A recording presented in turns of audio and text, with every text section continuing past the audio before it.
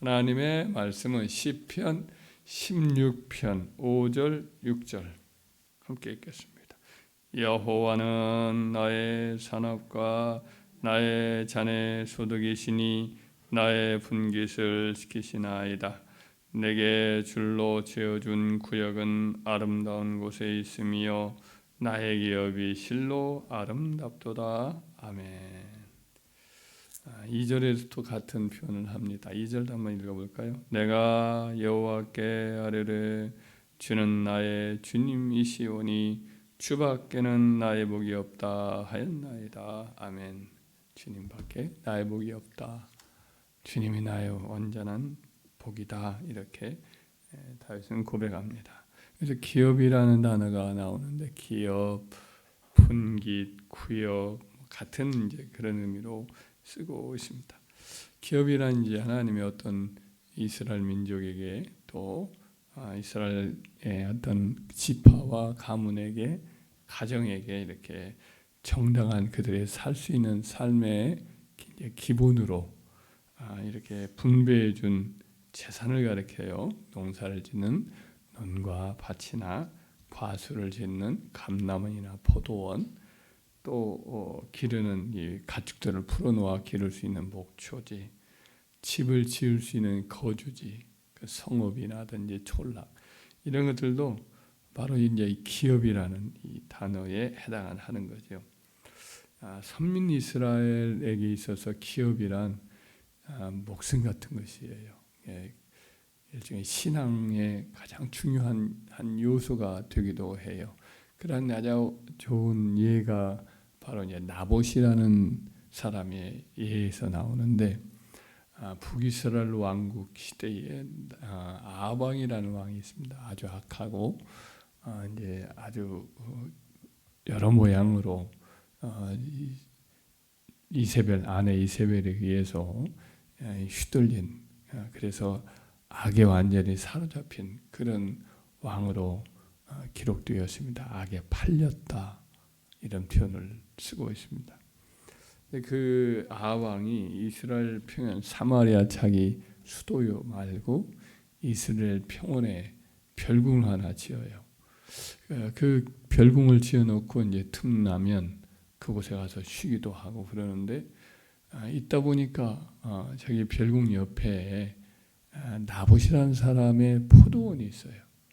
거기다 꼭 자기가 채소밭을 하고 싶어요. 나물밭을 하고 싶어요. 그래서 한번 불러가지고 내가 값을 쳐주고 네 포도원을 사서 내가 나물밭을 하고 싶다. 채소밭을 하고 싶다. 더 좋은 포도원을 주거나 아니면 정말 좋은 값으로 내가 쳐주마. 근데 나봇이라는 사람은 딱 잘라 거절을 합니다. 내 조상의 유산을 왕에게 주시기를 여호와께서 금하실지로다. 자기가 이게 값 때문에 돈 때문에 이렇게 하는 게 아니고, 우리 이 포도원은 조상으로부터 하나님께서 주신 기업이다. 기업을 이렇게 다른 사람에게 왕일지라도 이게 팔아넘기는 것은 하나님의 뜻이 아니다. 그럴 수가 없다. 거절을 해봐요. 단호하게, 단칼에. 결국은 이제 이것 때문에 이렇게 밥도 먹지도 않고 누워있고, 그러니까 그 안에 이세벨이 뭐 때문에 그렇습니까? 나봇의 일을 잃으니까 이세벨이 지금 왕으로서 이 나라를 다스리는 겁니까? 뭡니까? 하면서 가만히 있어보라고, 내가 이거 나봇의 포도원을 당신에게 주겠다고 하더니 거기 불량배들을 사가지고 장로들한테 시켜서 결국은 재판을 열게 만들어서 그 나봇이 왕과 하나님을 저주했다.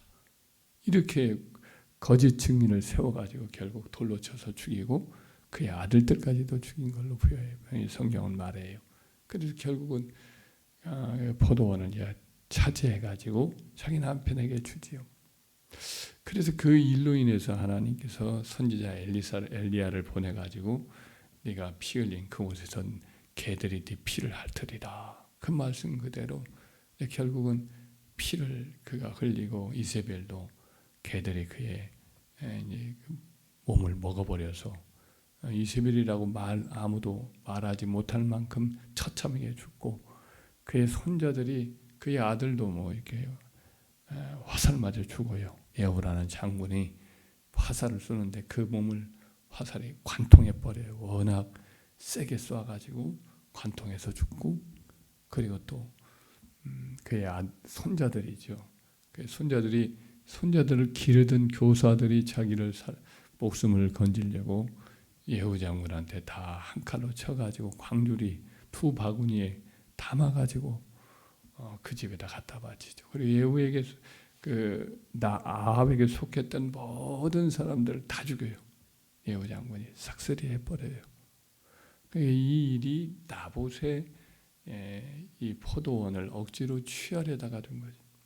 나봇은 왕에게 자기 기업을 안 팔면 어떤 일이 벌어질 것을 모르는 바가 아니었지만 목숨을 내걸고 지킨 것은 그만큼 그 당시에 그 기업이라는 것이 소중했던 것을 우리가 알 수가 있습니다. 하나님께서 기업을 주셨는데 그것을 예를 들면 안식년에 다시 되찾게도 만들고, 또 희년 때 다시 되찾게도 만들고, 그 이전에도 기업을 다른 친척과 가까운 고륙이 그 돈을 주고 그 기업들 다시 사서 그 사람들에게 돌려주고, 그렇게 해서 한 가문이 끊임없이 평안하게 신앙 안에서 하나님의 날개 아래에서 살아갈 수 있도록 하는 제도가 기업이에요.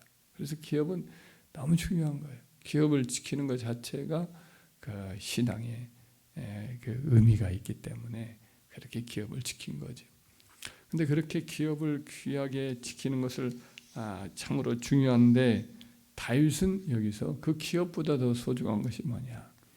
하나님이 나의 기업입니다 라고 고백을 하는 거예요. 5절에 보면 여호와는 나의 산업과 나의 잔의 소득이시니 라고 표현을 합니다. 원문에서도 그렇게 표현되어 있어요. 원문에도 내가 지금 영어 성경은 달리 되어 있거든요. 이 7절하고 연관성 때문인지 6절하고 연관성 때문인지 이제 그 줄로 지어진 구역은 이것은 눈에 보이는 육신적인 어떤 땅이 이렇게 표현되잖아요. 근데 원문에는 보면은 영어 성경에는 이것을 5절도 좀 번역을 달리해요. 달리해서 어떤 밭이나 땅이나 이런 것으로 표현을 하는데, 우리말 성경에는 여호와는 나의 산업과 나의 잔의 소득이다 이런 표현을 하고 있는데, 이것이 이제 원문에 맞는 거예요. 확인해 보면. 그래서 다윗은 하나님을 자기의 기업으로 삼았다. 자기의 것 다 잃어버려도 되는 거예요. 자기에게 어떤 거 하나도 하나님이 안 남겨줘도 좋아요.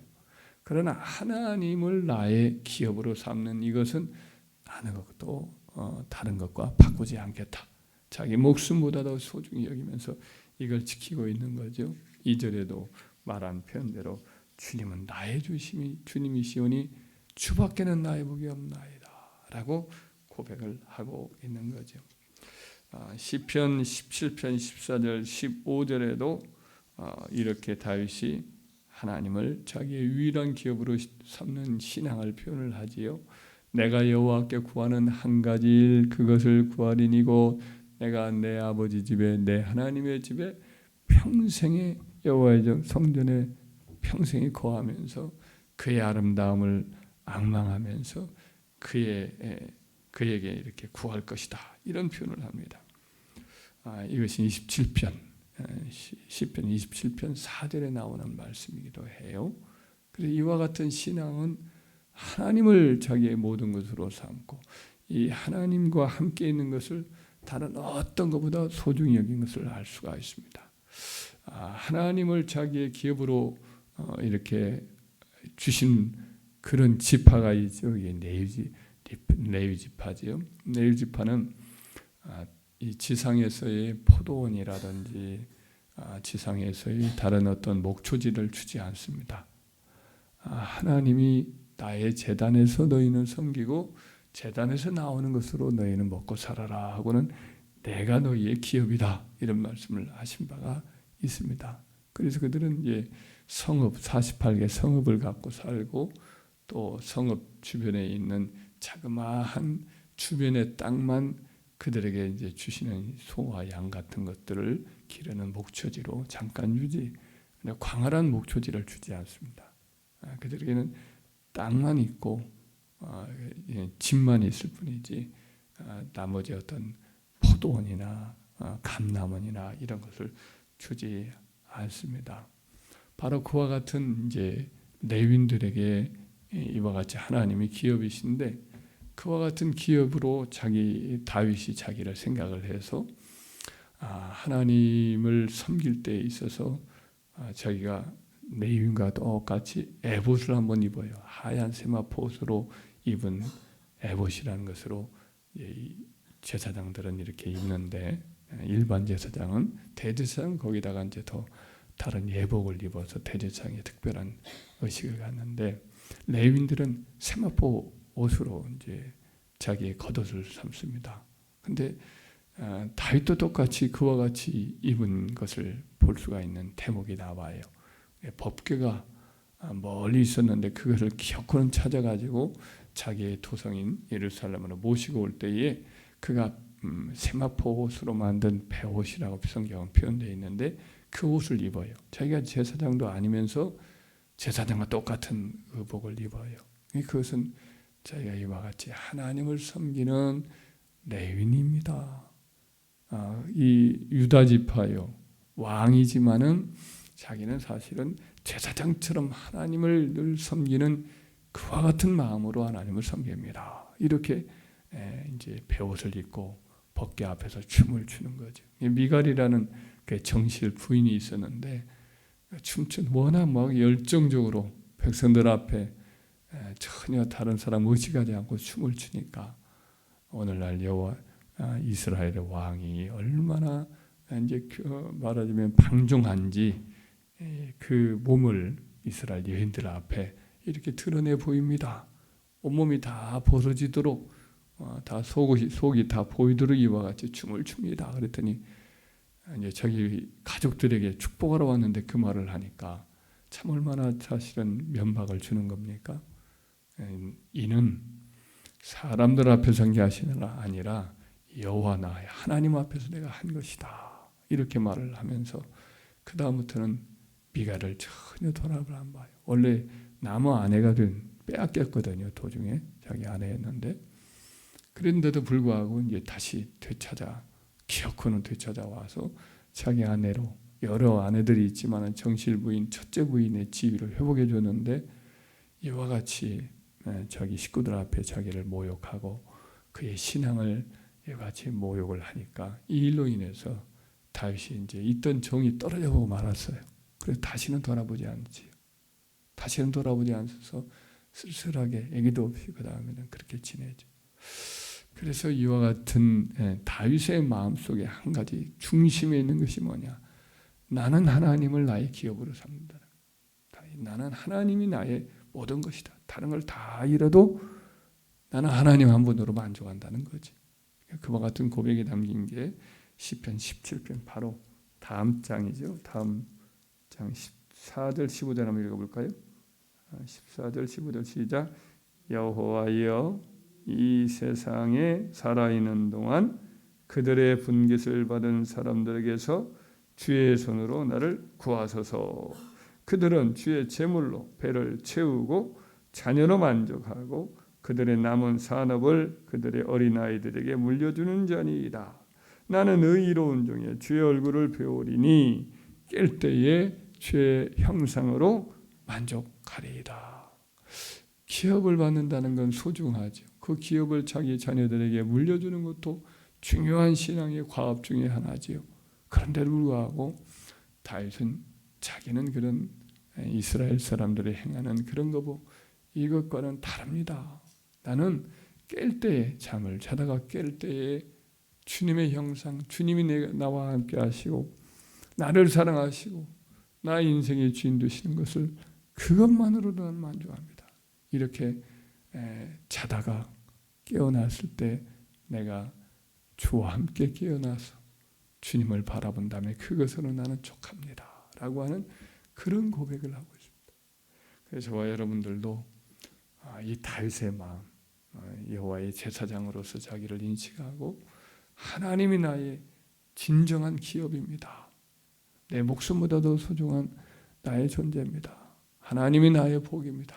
라고 하는 그런 마음을 갖기를 소원합니다.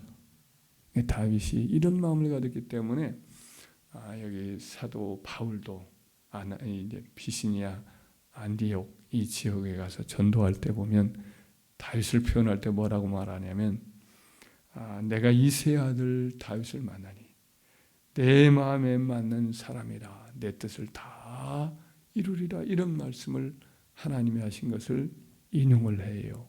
구약에 정확하게 이 말을 한 말이 다 정확하게 나오지 않는데 그가 이 말씀을 그렇게 이해를 하고 그런 표현을 하죠. 내가 오늘날 이새의 아들 다윗을 만나니 내 마음에 딱 맞는 사람이라 내 마음에 드는 사람이라 내가 그를 통해서 내 모든 뜻을 다 이루어 갈 것이다. 이런 축복의 약속을 주죠.